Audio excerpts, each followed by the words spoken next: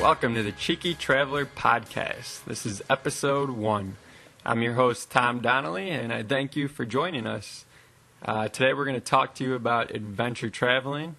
But first I want to tell you a little bit about myself, since this is episode 1. Maybe you found us through the website or some other means of communication. But I'm a group travel organizer from Chicago, Illinois. The real reason that I started the adventure travel community is because every time I'm traveling somewhere, I'm really only looking for off the beaten path activities and just cool places to go. You know, I like to see the typical tourist attractions when you go to a main city, of course, who doesn't?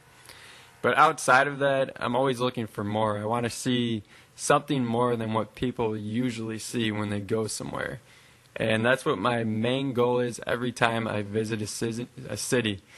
And I never really made that my main goal. It just kind of sort of happened to be that way. You know, I found myself every time I was going to a city or a country trying to find places that people don't really go when they're there. So, I mean, that's what I'm really aiming for every time I visit somewhere. So that's just a little bit about myself. In this episode, I'm going to talk to you about adventure traveling, what it is, how to do it, and where you want to go.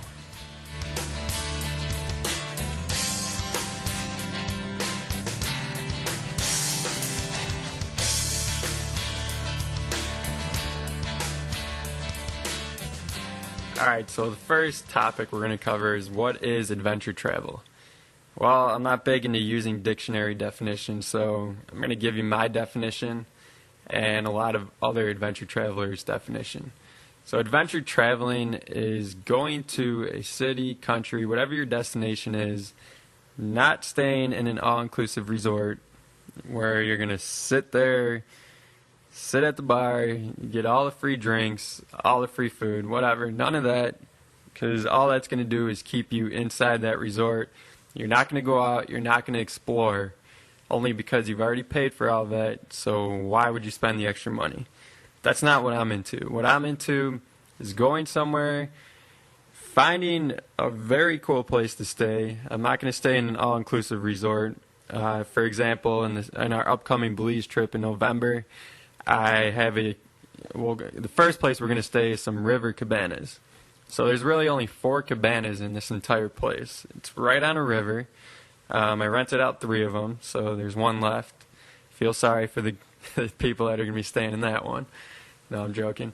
But, you know, I found a bunch of resorts in the city that we're going to go to and some hotels, but I was like, well, there's got to be cooler places to stay than just these hotels. I mean, it's Belize. It's not overdeveloped at all. I know there's something better than these normal hotels. So what I did was I just did a lot of research in Google, used Lonely Planet, used Gap Adventures, read a few articles, and eventually I sent an email to, I believe it was the destination management company of Belize, of places to stay around San Ignacio, the main city that we're going to be visiting, the first main city we're going to be visiting in Belize. And they sent me a link with a bunch of different places to stay around there, and I found these cabanas. So getting back on track here, that to me is one, adventure traveling, where you're going to stay. I mean, are you going to be staying in an all-inclusive resort where everybody's going to be doing the same thing, or are you going to be staying in a cabana or a cottage and finding your own activities to do and building off of that? So an example of some activities that I do in my trips is I'll use the example of Costa Rica, my past group trip. In one day we went waterfall rappelling, so we rappelled 150-foot waterfalls. It's also known as canyoning. After that, we ate lunch with a bunch of locals, actually the guides that took us waterfall rappelling. It was pretty cool. We went to this little house after we rappelled, and we just ate with a bunch of local people, all the guys that were with us that went waterfall rappelling with us, the tour guys. And after that, we rested for a while. Then later that day, we did a volcano hike. We hiked the base of the Arenal volcano. And we were basically in the jungle surrounded by howler monkeys, howling the whole time, which was awesome. Toucans, owl-eyed butterflies. You see a bunch of cool things while you're in the jungle. After that, we left the volcano, and we were heading to some hot springs. But before we did that, we stopped on the way to watch the volcano. Ate some pizza, so we hung out there for a while. Then after that, we went to the hot springs, which hot springs doesn't sound like an adventure activity. But we came to realize that the hot springs we were going to actually had 3 of the fastest water slides I've ever seen in my entire life, and the people with me said the same exact thing. Actually, we saw a few people get hurt on this water slide. I'll put a link to this on the site, actually underneath this podcast. So if you want to check out those water slides, I'll find a video for you, and I'll post that under there. One of the questions I always get when I come back from a trip is, how much did you spend? Because for some reason, people think you need to spend a fortune when you do all these activities. How did you cram in all these activities into a few days, and how did you find all these activities? And how did you stay in such a nice place without spending a few $100 per night? So here's a tip you can use, something that I always use before I plan a trip of where I'm going to stay and where I want to go, is do an in-depth search of where you're going. So first you're going to want to find out the places that you're going to want to visit in that destination, in that country, or wherever you're going, if it's just going to be a main city. Find out exactly where you want to go. That's the number one thing you want to do.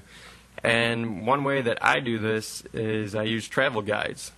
One of the ones I really like to use is eyewitness travel guides. They're books. There's basically an eyewitness travel guide for every city or country that you ever wanted to go to. So I'll put a link for these on the website. That's usually the first thing I'll do is I'll use a travel guide. So an eyewitness travel guide, you could use Lonely Planet. They have great travel guides. Also sometimes magazines, they outline destinations of where you want to go. So anyways, that's the first thing that I do is find the places I want to go, outline that, decide how many days I'm going to do the trip, and then once I figure out where I'm going, how many days the trip's going to be, I'll do an in-depth search of that first place, that first city that we're going to visit, and I'll check of reviews of places to stay, which a lot of the time you could find these in the travel guides, or you could even do like a Google search on these. You could find a lot of reviews that way. Alright, so after you find that place that you're going to want to stay, the next thing you're going to want to do is figure out the activities that you want to do in that destination. One thing you could use to figure out the activities you want to do is use the eyewitness travel guides or the Lonely Planet travel guides, or if you're not using any of the travel guides, do some Google searches. Just search the internet, look at forums of what other travelers have done when they were in that destination. You're definitely sure to find a lot of cool things that you could do in those destinations. After you figure out the activities that you're going to do, your next step is going to be the transportation. How are you going to get to your destination? A lot of the times when you're adventure traveling, the destination you want to reach is actually outside the main city where you're going to be flying into. So to get to these places, it can be difficult sometimes. Sometimes it's easy.